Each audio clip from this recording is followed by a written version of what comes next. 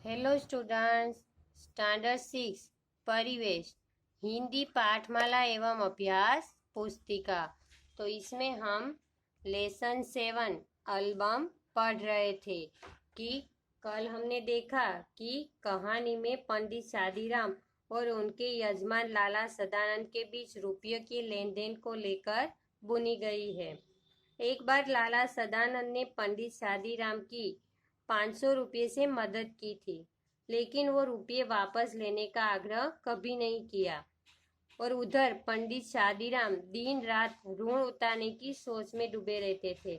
और एक दिन क्या हुआ कि पंडित शादीराम के पास सुंदर रंगीन चित्रों की पत्रिकाएं देखकर कि लाला सदानंद को एल्बम बनाने का विचार आया, तो उन्होंने पंडित जी से उस एल्बम द्वारा 2-4 पैसे कमाने की बात कही।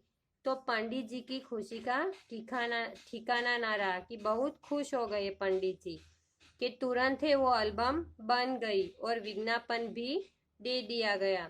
आखिर क्या हुआ कि कोलकाता के एक मारवाड़ी शेठ ने कि उस एल्बम को खरीद भी लिया और बदले में 1000 रुपये भी मिले कि जिसे उन्हें क्या किया कि अपना ऋण उतार कर वो चैन की सांस ली। तो यहाँ तक हमने कल देखा था कि उसने ऋण उतार दिया और 500 रुपये जो उधार लिए थे सदानंद के पास से, तो वो उसने क्या किया, वापस दे दिए और जो रुपये का ऋण था उसने उतार दिया। तो वो भी बहुत खुश हो गए कि अपने से वो ऋण उतर गया। तो आज हम देखेंगे आगे पेज नंबर 48 कि इस बात को 6 महीने बीत गए। लाला सदानंद बीमार थे। पंडित शादीराम उनके लिए दिन रात माला फेरा करते थे।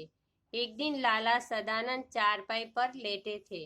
पास पड़ी चौकी पर पंडित शादीराम बैठे रोगी को भगवत गीता सुना रहे थे कि ये बात को 6 महीने बीत चुके थे और लाला सदानंद के 6 महीने के बाद वो बीमार पड़े थे। पंडित शादीराम उनके लिए कि दिन रात माला फेरा करते थे और भगवान से भी प्रार्थना करते थे कि लाला सदानंद को ठीक कर दे। तो एक दिन है वो लाला सदानंद की चारपाई पर लेटे थे कि आपको यहाँ पे चित्र में दिखता है, और पास पड़ी चौकी पर पंडित शादीराम बैठे कि रोगी को भगवत गीता सुना रहे थे। और शादीराम वो बैठे बैठे कि भगवत गीता वो सुना रहे थे कि एकाएक लाला सदानंद बेसुध हो गए। पंडित जी ने गीता छोड़ दी और उनके सिरहाने बैठ गए।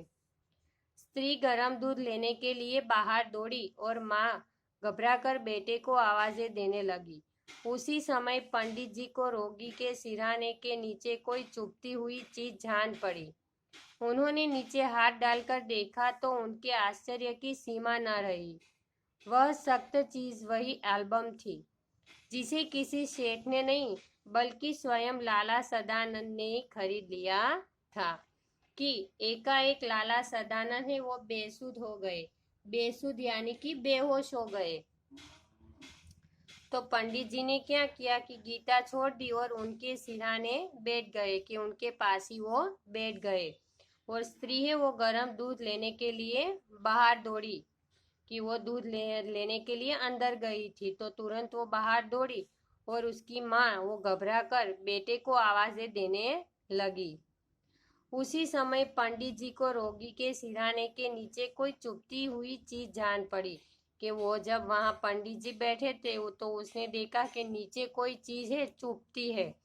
तो उन्होंने नीचे हाथ डालकर देखा तो उनके आश्चर्य की सीमा न रही कि क्या था।